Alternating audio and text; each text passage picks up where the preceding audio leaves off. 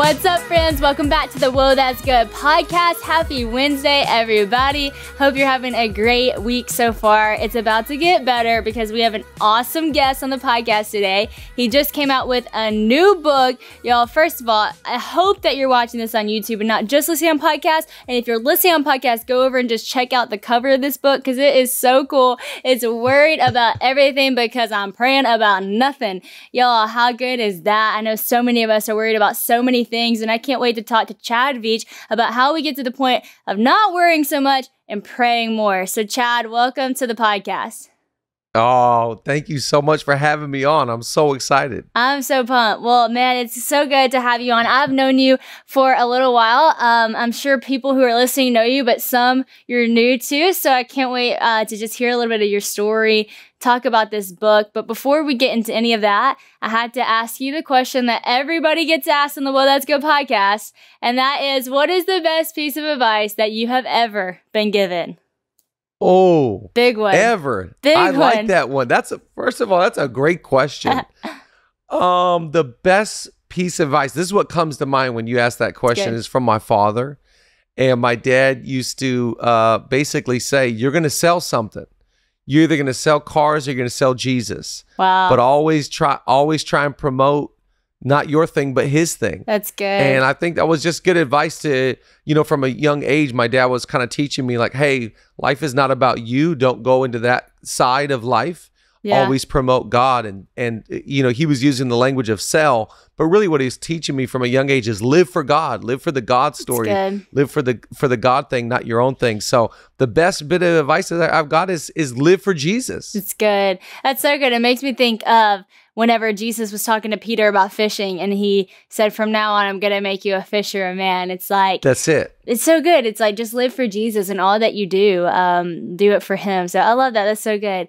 Well, I want to know a little bit more about your story. I know y'all live in LA now and y'all are pastors of a church called Zoe that I've been able to go to, and it is just so incredible. But how did y'all get to where you're at? What's a little bit of your backstory? Yeah, and I love those days. I remember when we were first starting, you and your crew were coming through, and we were just, it was fun days in LA back then. It was awesome. But, I'm from Seattle. My wife and I are actually from, the Northwest. This is a cool story. Our dads went to college together. Oh, no way. They got saved together. Wow. They got filled with the Spirit together, called to the ministry together. What? Our parents, you can't make this up. Our parents got married on the same day, same year, same hour. What? And their firstborns end up marrying each other. Oh my gosh, that is like unheard of. So people are like, how long have you known Julia? I'm like, I've been knowing her since the bathtub, okay? That's crazy. Yeah, so our families used to get together for Thanksgiving. Wow. And we didn't see the McGregors. That's her maiden name. We didn't see the McGregors really until Thanksgiving each year. Well, I moved right out of high school. I went to LA for my first stint. I came to LA, went to Bible college, and I became a youth pastor down here. So I stayed even after I graduated. So I missed 7 straight Thanksgivings because I would only come up for Christmas. Wow. So finally, when I make my way back to the Thanksgiving table, they seat me next to Julia. So I see Julia after all these years, and I was like, dang, Julia done grown up.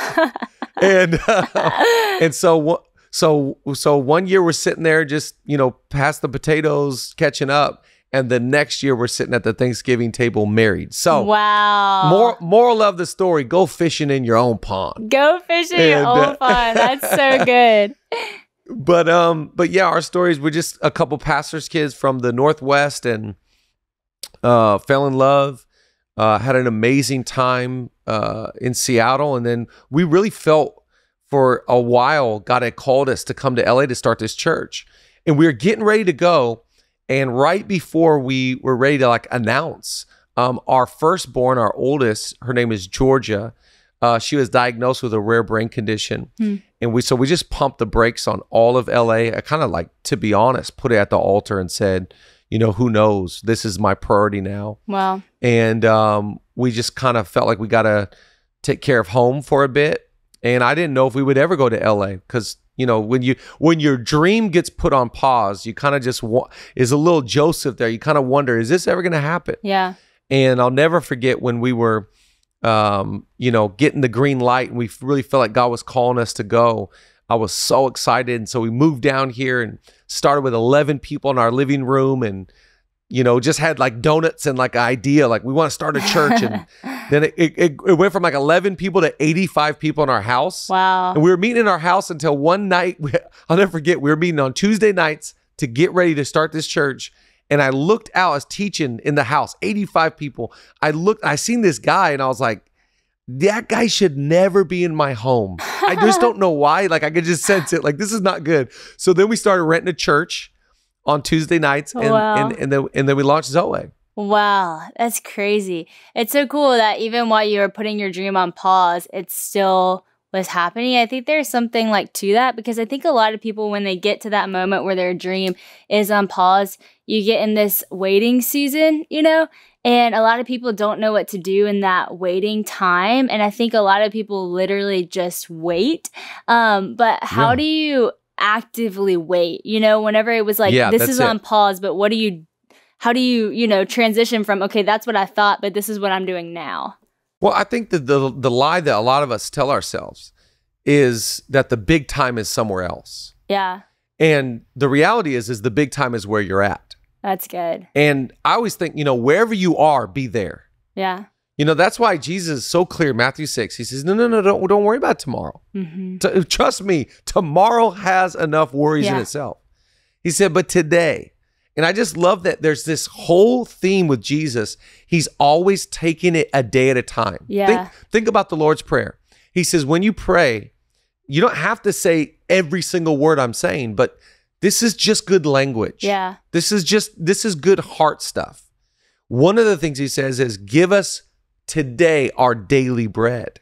It's good. Or even as Jesus said, if anybody wants to follow me, they must pick up their cross daily. Yeah. So I just think I like that you use the word active, because I think that you can still be active while you're waiting. That's good. You can still be serving and loving, and wherever you are, be there. Yeah. The big time is not where you're at. The big time is where you are. That's so And good. I just think so many people, we believe this lie that the grass is greener on the other side. Mm-hmm. The grass is greener where you water it. Yeah. And so if I'm in Louisiana, we're watering, baby. We're getting up, serving, smiling, adding value, helping people, living to give, not take.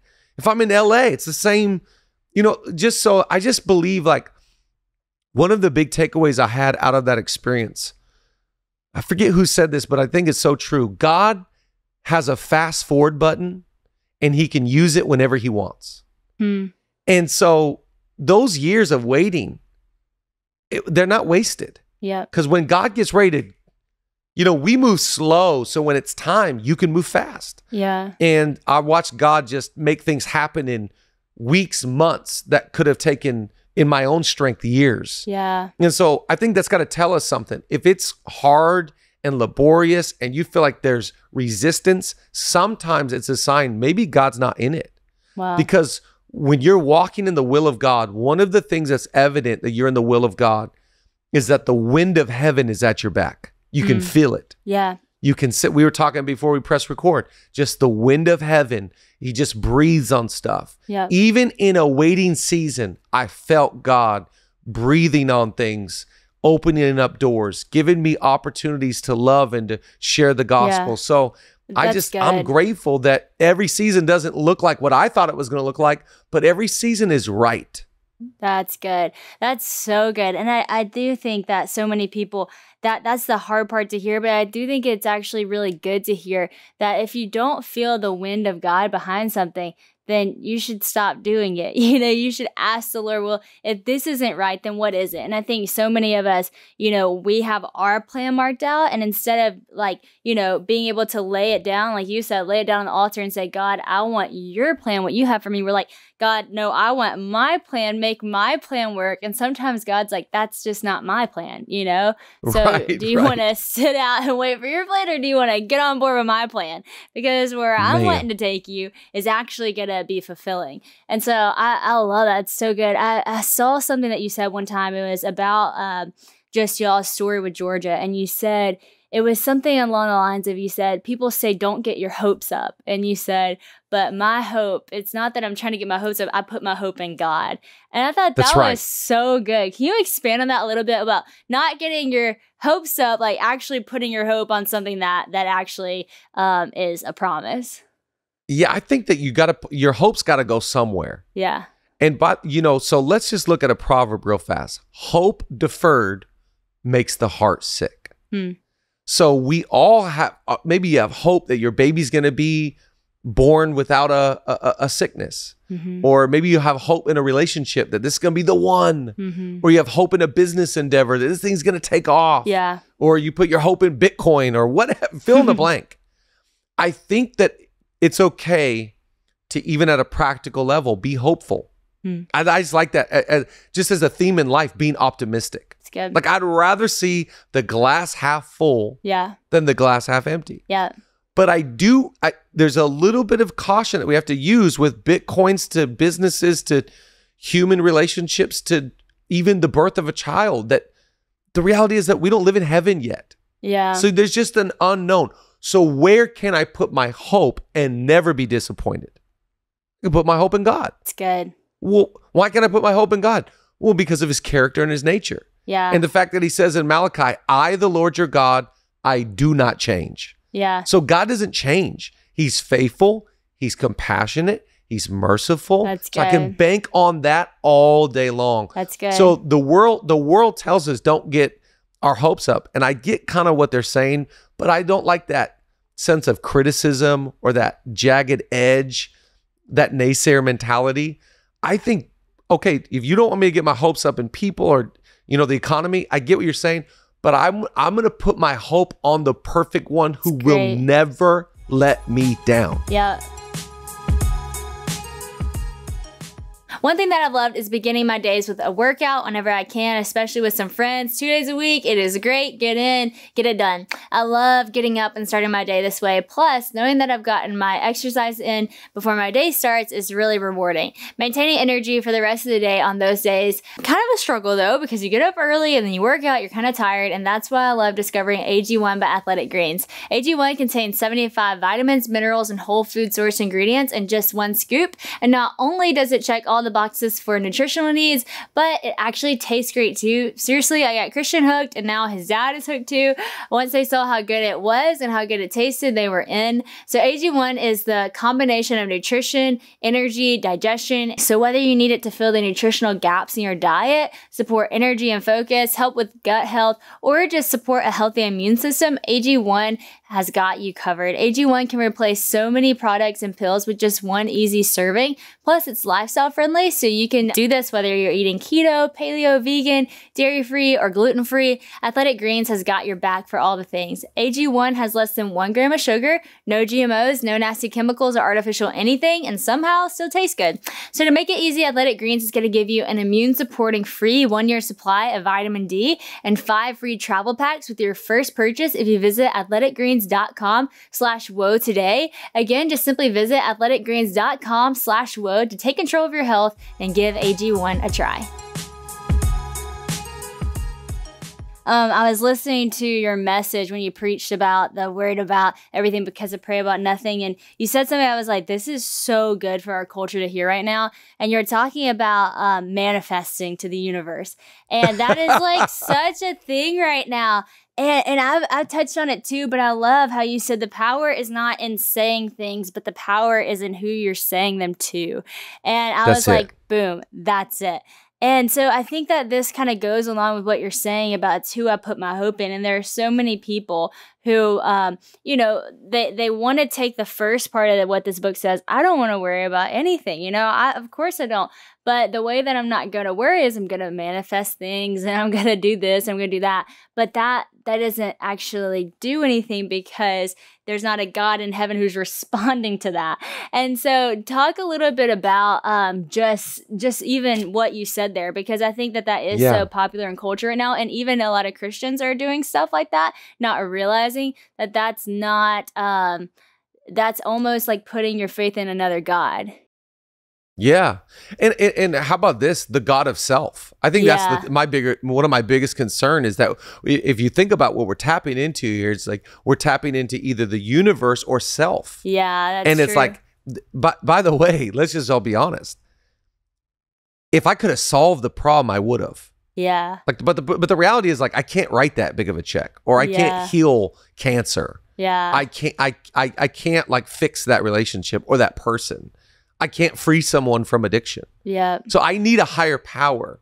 And the higher power, I am convinced, is not the universe. Mm-hmm. I think it's the guy that like runs the universe. Yeah, yeah. So the universe is powerful. Absolutely. But you want to know what's really powerful? The guy that told the sun to get up this morning. Yep. He's pretty powerful. Yeah. So I'd rather talk to him about my issues. And so I think that people understand like the power of confession. And I think we kind of innately understand there's power in my tongue. Now, I want to make sure we understand there is power in our words. Yeah. Because the Bible clearly teaches us the power of life and death is in the tongue. Right. So I do have the power to speak things. This is, by the way, just the spirit of faith. Mm-hmm. The spirit of faith is speaking things that don't exist as though they do. Mm-hmm. So so we've got like, I feel like when people say this, I'm like, you've got 95% of this right. Yeah, yeah. All we have to do is add the 5% that matters the most, which is the name Yahweh, which is the name Jehovah Jireh. Yeah. He's the one that provides. And when we understand, if we just turn the dial and focus our faith on him, it's not the universe that's making stuff happen. Yeah. It's the God of the universe. Yeah. So to me, it gets me excited because I feel like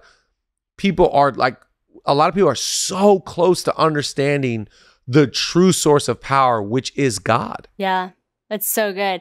I think, okay, so for people listening who are like, this is so good, and maybe they're like, I thought I was praying when I was manifesting. Maybe they're like, I thought I was praying when I was saying things. So say someone comes up to you and say, Chad, okay, I'm ready to start praying about things. How do I pray? Just basics for people. How do you start praying if you've never prayed before? I think this is so good. This gets me, first of all, whoever you are, let's go. And it gets me fired up because I think, like one of the greatest prayers I think you could start with, like I always, this is like a trick that I would say, like set an alarm, like let's go 9, 12, and 6 p.m. Set it on your phone and 3 times a day, let's start here. When it goes off, close your eyes and just say Jesus. Let's just say his name 3 times a day. Just Jesus. Do you know how much power and impact and effectiveness comes from saying the name that is above all names? Yep. Or let's just go even further.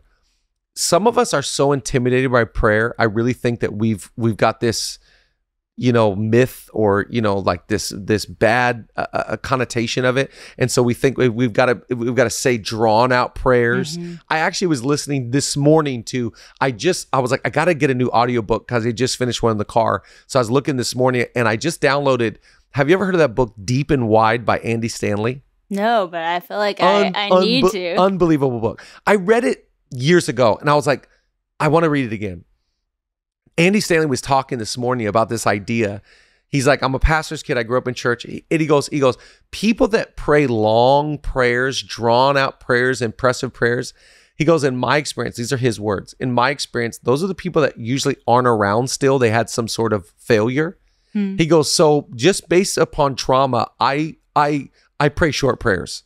He goes, maybe it's just my pendulum swing, but he's like, there's something about short prayers. So I also believe that. Like, that's why I say start with Jesus, because there's something about starting with like small, do a sentence. Yeah. But I think you should start a contact in your phone, name it God or Jesus. And some of us are so good at texting, it's crazy. Like, Sadie, do you have that friend that's like really good at texting? You're like, wow. You're like, yes, I do. Your emoji usage is sensational. And it's almost intimidating because you're like, okay, you're trying to respond, but you're like, dang, how do I even do that? Like, I'm so not on your level. Like, wow, are you a journalist? I totally feel that, yes. But I think like I love texting with people. I can just be like, yeah, there's misspelling here, and I don't even feel bad because we know each other and we're comfortable. This is how I text my wife. Yeah, I think you just start a text with Jesus and just text him because the point of prayer. This is so great. The point of prayer is connection. Mm-hmm. It's not even answers. It's not even mountain moving. Yeah. It's not even like results. Yeah. The point of prayer is connecting with God, and connecting with God changes everything. It's good. That's so good. I love how you said it's connection and not results. I wrote down a quote you had, and I was like, this is so good because this is talking about prayer for the practical things. And it said, prayer done right will keep us in a place of healthy self-worth and godly confidence. And I think so many times, like, we think of prayer as like, we only go, we only go to God in prayer when we need like a miracle, or we only go to God in prayer when we need something done right. But like prayer actually produces healthy self-worth and godly like self-confidence. And I was just reading those two words. I'm like, man, isn't that what everybody's looking for? Like self-worth and confidence. And to know that like prayer can produce those things in the Lord was super powerful. And so just for some people who have not seen prayer in a practical way, talk about some of the things that you pray for, because I think some people are like, when do you pray? Do I always pray? Do I sometimes pray? Prayer can be a confusing thing for someone who's never prayed. Y'all, there are so many new titles that have popped up on my to-be read list, especially in this season, gearing up for Passion 2023. Ayo, which honestly is one reason why I love Audible. With my schedule and how I'm always on the go in this season especially, I don't have a lot of time to just sit down and, do what I want to do, like reading. And that's why I love Audible. It makes it easy to listen anytime, anywhere. So I'm actually listening to a book called Deeper right now, and it is helping me grow so much in my faith, and it's so great to just listen. You'll be able to discover exclusive Audible originals, and you can even listen to your favorite podcast, which I have a feeling you might like. You can even listen to this podcast. So new members can try Audible free for 30 days. That's a steal right there. You don't want to miss it. There are thousands of titles in different genres to choose from the bestsellers and new releases and more get added all the time. So definitely keep up with it. As a member, you get to choose one title a month to keep from their entire catalog. And I know you're going to find titles that you love from all different things that you can put on your to-be read list, just like mine, and it'll be piled up all the same. But hey, that's fun, right? So let Audible help you discover new ways to laugh, be inspired, or be entertained. New members can try Audible for free for 30 days. Just visit audible.com/Sadie or text Sadie to 500-500. That's Audible, AUDIBLE.com/Sadie, or text Sadie to 500-500 to try Audible for free for 30 days. That's audible.com/Sadie. I remember on a practical note, whenever I was in school, a Bible teacher told me, she said, start your prayer in the morning and never end it. And it was just this idea of like, hey God, like I'm just going to talk to you all day today. And there'd be moments in the day that you just kind of continue the conversation. And I still do that. Like, it's not that I'm like, dear God, but all day I'm like talking to God. Like, I'd be like, even if I'm like on the road, I'll be driving and I'll see, if you see a wreck, I'm just like, oh God, bless these people, like be with them, heal whoever is hurt, be with the families. And then I keep driving and I'm like, oh God, I hope honey's having a good day today. Just like, would you just cover her with joy? And it's just like these little things that I just bring up to God, not realizing that like, and sometimes I'm like, I'll never see the results of that prayer. I don't know who I just pray for the side of the road. I pray for people at drive-thru lanes. I pray for that. I pray for me. But over time, like what it produces in me, like the faith it produces and the hope, and sometimes you hear those stories with other people, it's amazing. And so what does it look like to just practically pray? Yeah. Oh, I love those examples. And I couldn't agree more. And again, the point is connection. And when you stay connected with God, when you're just always talking to him, I think, again, like we're so intimidated by this thing because we're just like, am I doing it right? Yeah. Is this okay? Can I be this flippant or nonchalant or casual? Like, is he really my friend? Think about Jesus. Jesus is like, guys, I don't call you servants. Yeah. You are my friends. It's good. So we've got to get over this hurdle that I'm this big, bad sinner and he's this perfect God. And we got to close that gap to know this is my best friend. It's good. He is my imaginary friend. And I'm just talking to him. Today I was in the car before I downloaded that book, and there was something I really want to do. And so I just said to God, like, hey, God, I would love to do this.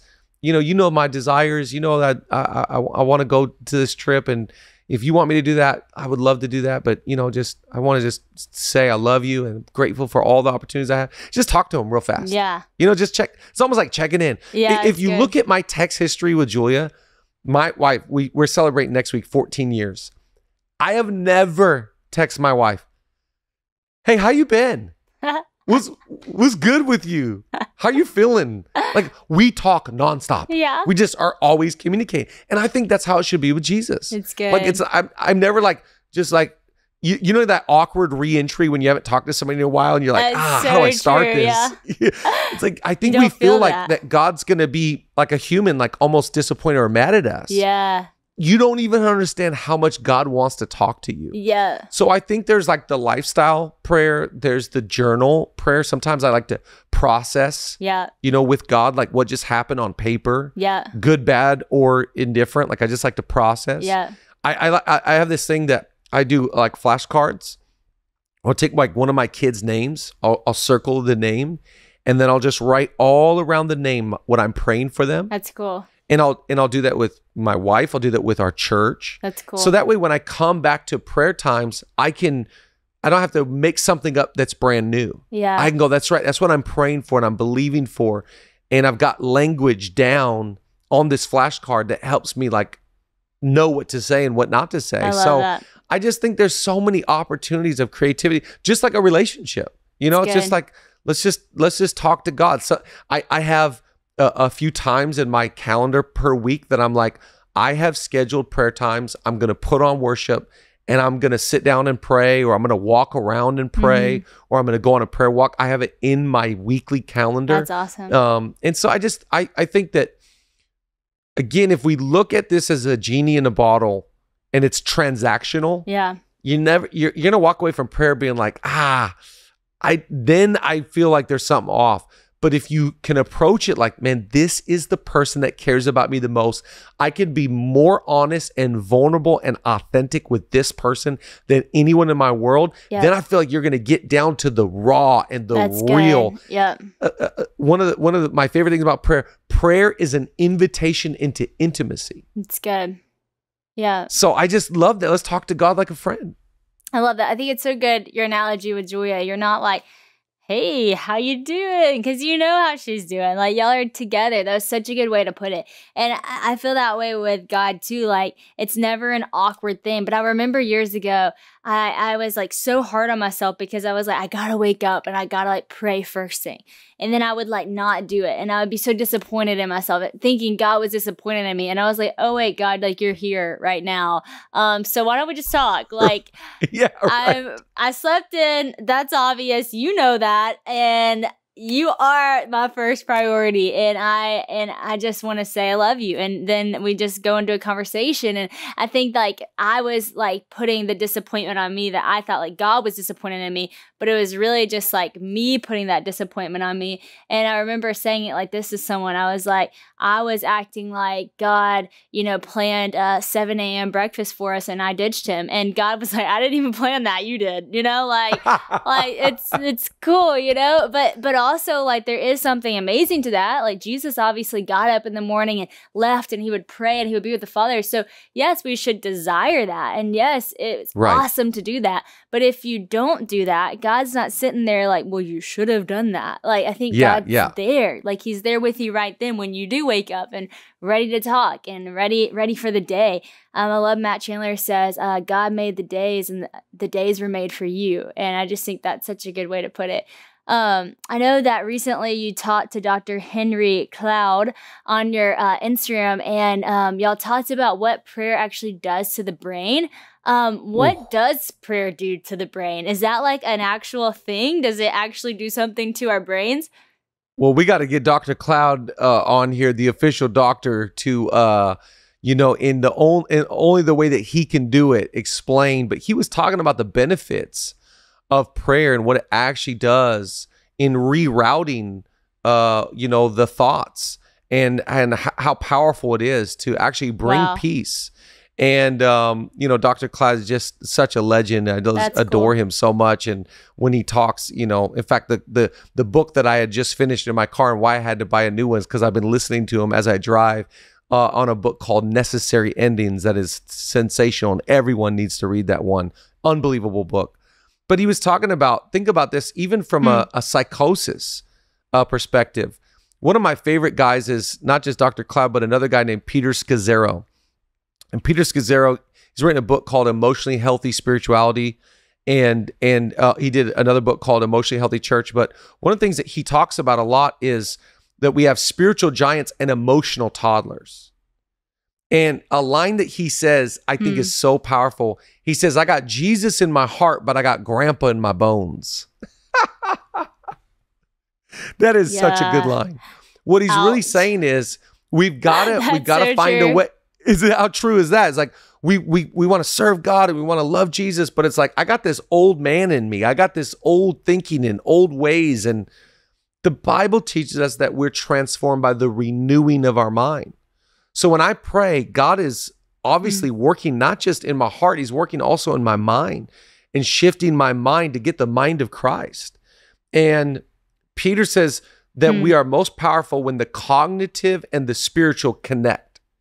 So we're not, think about that. We're not powerful when we're just spiritual. We're spiritual. We're powerful when you got your mind thinking the thoughts of God. That's why Paul the Apostle says, guys, whatever is pure, whatever is noble, whatever is praiseworthy, meditate on these things. So if not, my mind gets in the gutter. I got grandpa in my bones. I got grandpa in my mind.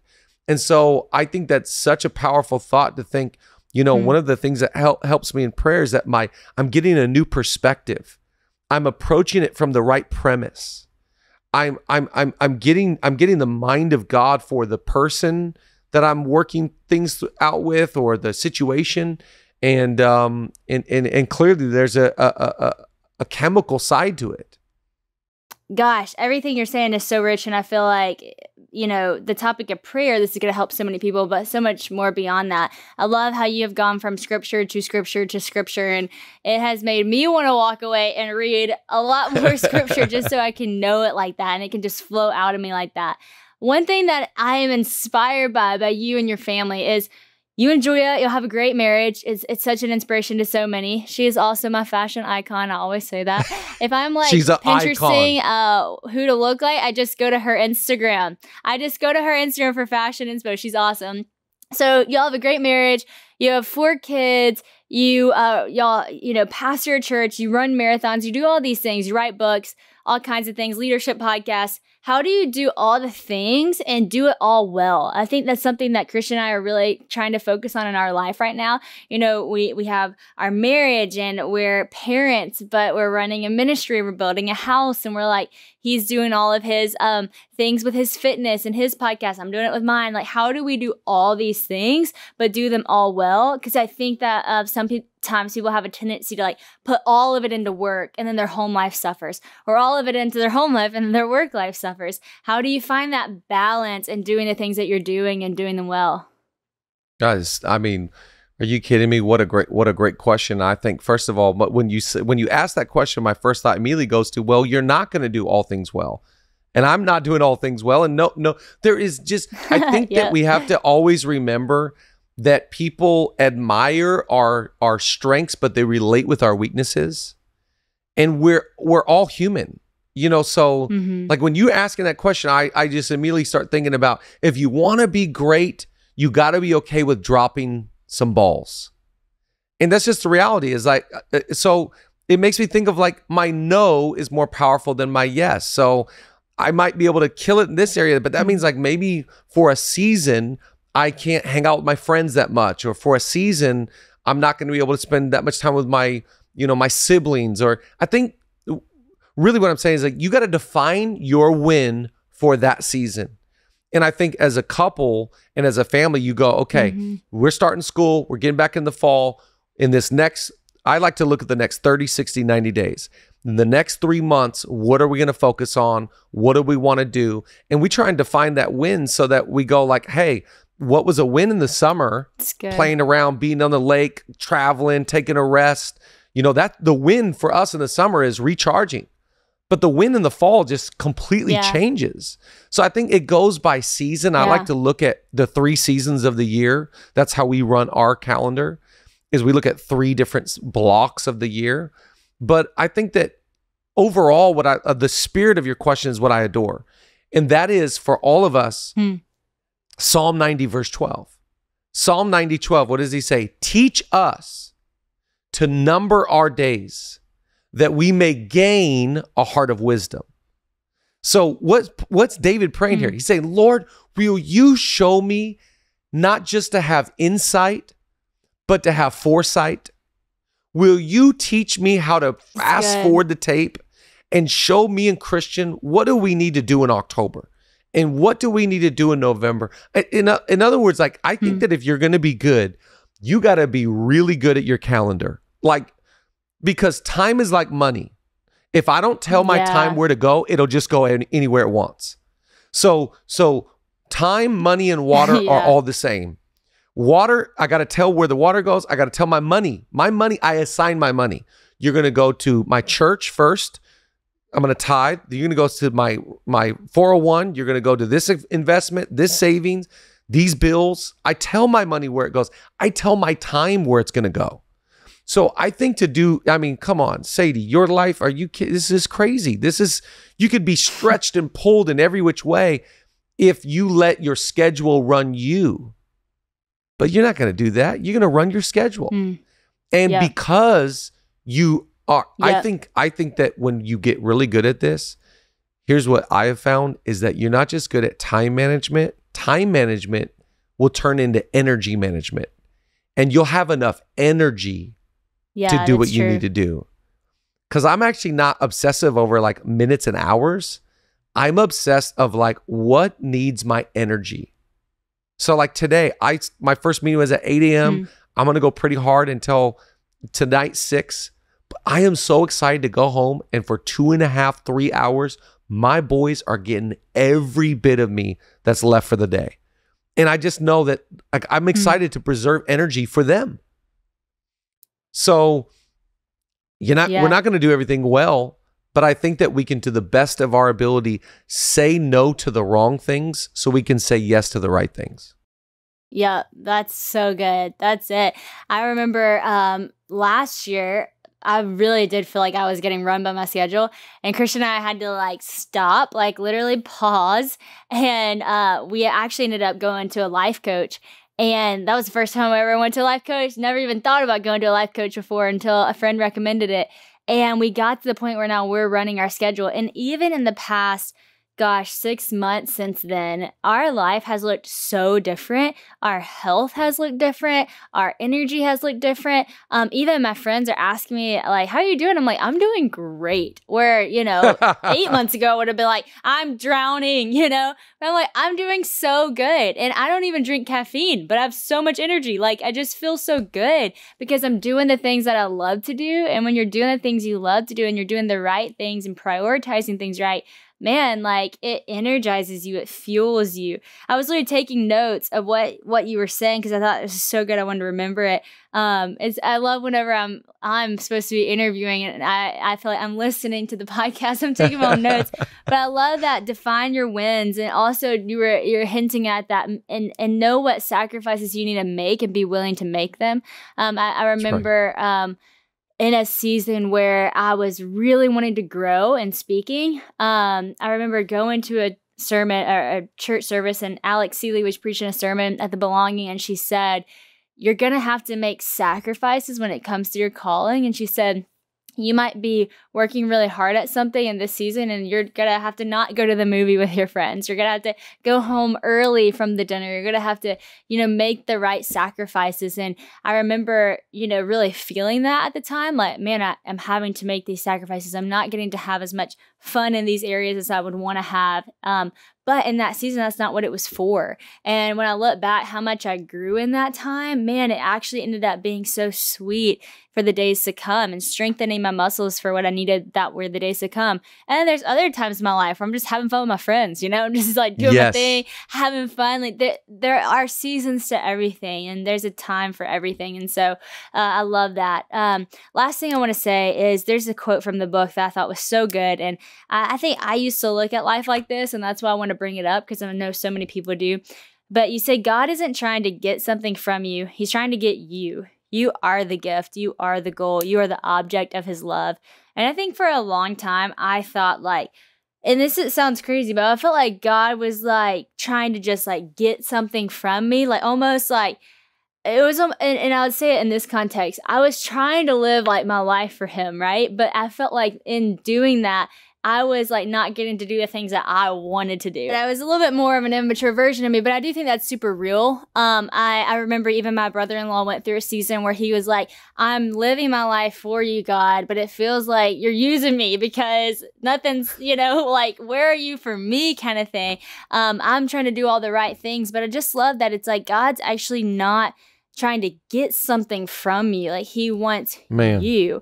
And I think when I realized just the difference in like, even what you said, it's not about results. It's about the connection. It's about the communication. When I realized like my relationship with God is not for my life to look fruitful in the ways of successes or the ways of how I thought my life was going to look, but it's to look fruitful in the ways of him. It's to be full of him and vice versa, for us to be in relationship together. And so that really changed my thinking. And when you read the Bible, then you're like, oh, well, this, yeah, of course. Like it talks about like, if you're actually going to follow Jesus, that means to pick up your cross. You know, it's not going to be an easy road, but knowing that God doesn't need anything from me, but he just wants me is such a beautiful thing to see your relationship with God as a relationship and not a religion. You know, I think that's like the most beautiful thing. So I wanted to just ask you about that because I know so many people are in that, including me. I was in there, but I'm just going to say that quote one more time. I want you to speak into it. That God isn't trying to get something from you, but he is trying to get you. It's so good. Yeah, I just think, by the way, I love hearing your journey because I think all of us have gone through that journey, right? It is something, I don't know if it's just Western civilization, but we kind of all we live in such a transactional society and we kind of feel like I've got to bring something to the table, or surely like my performance is what allows me to be friends with these people, or why people follow me on social media. And we just live in the works-based mentality. And one of my favorite sayings is, the work of a believer is receiving. And that changed my life right there. Just that phrase, good. The work, the real work. The real work is not striving or earning. The real work is sitting down and receiving. That's good. And we look at these stories in the Bible, we're like, wow, it's a crazy story. But it's like, no, like he actually says, Martha, you are not getting it right here. Mary, that's my girl. You chose the right thing. What is she doing? Receiving. That's good. And you are worried about so many things. Why are we so stressed out? Why do we have so much anxiety? For Martha, it was like the dishes and, you know, the cleanliness of the house is what we kind of use as preachers. But it's like fill in the blank for worry. Like we just go so hard in our culture and try and perform and make money. And I got to earn the grades. I got to get there. I got to make this happen. I got to pick up the kids. Blah, blah, blah. It's like, no. He's really clear in this story. Mary chose the thing that will never be taken away. And that is choosing the presence of God over perfection. Over performance. It's good. And I think that we've got to understand Watchman Nee. I don't know if you've ever heard of this book. He's got a famous book called Sit, Stand, Walk. And it's out of the book of Ephesians. And really, if you think about our theology of how we approach Jesus, we are first seated in heavenly places. So we are seated before we stand, therefore, in the grace of God, and before we walk in the Spirit. Cool. So the first thing that God tells me to do is sit.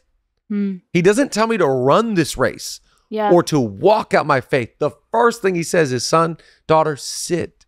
That's good. And just to use one more Bible reference so we can all understand this. This is what you're hitting on is so powerful.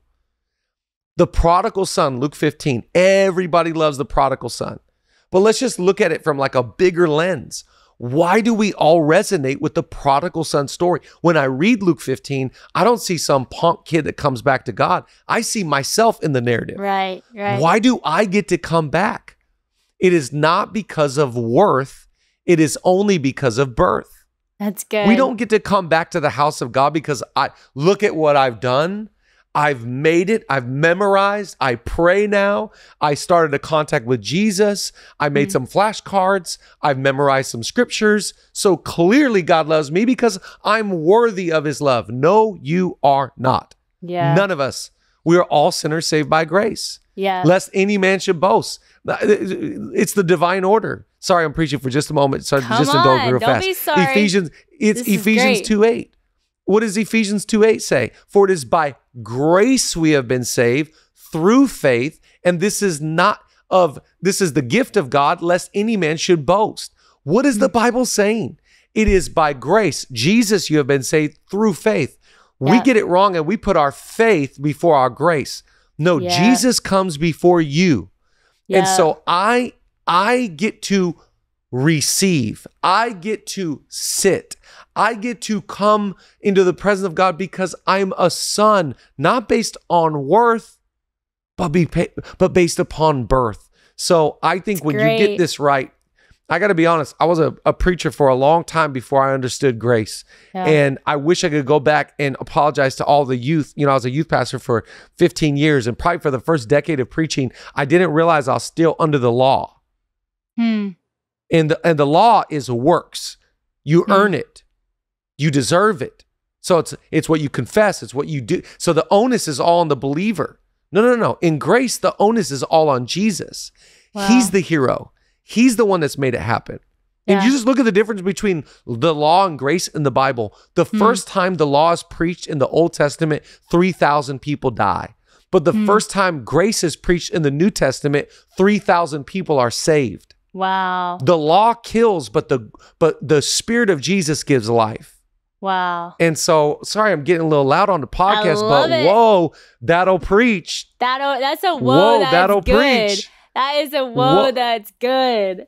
That'll preach. Hey, there's a reason that you got a microphone. There's a reason we said, let's make sure before we start this podcast, you have a microphone because we knew you were about to preach. That is so good. Oh my gosh. Well, look, we have so much here. I feel like people are going to listen to this. This is going to be one of those that people go back to. It's like you went back to the Andy Stanley book. This is going to be one of those podcasts that people go back to over and over. Like I even took out my pen and started writing notes for myself, writing down books that you said to read, writing down scripture references that you talked about going to, writing down just little nuggets that you said here and there. So thank you for being a well of wisdom, for being a well of spiritual things, the gospel, the books, everything, because you're going to help so many of us, including myself, grow so much. And for those listening, we definitely should have a part 2 at some point. But if you want a part 2, go get his book because there's so much more in this book that he has to say. You can also watch his church online. I know Zoe Church, they post their sermons. But Chad, thank you for being on this podcast. Seriously, I feel like we could have gone a whole nother 45 minutes and talked about so many great things. And I'm sure we'll do it another time. But this is so rich and so good. So thank you so much. Oh, you're the best. I adore your family. I cannot wait to see you guys again in person sometime soon. But just thank you for being who you are and doing what you're doing. Please don't stop. Just keep going. Thank you so much. Appreciate it.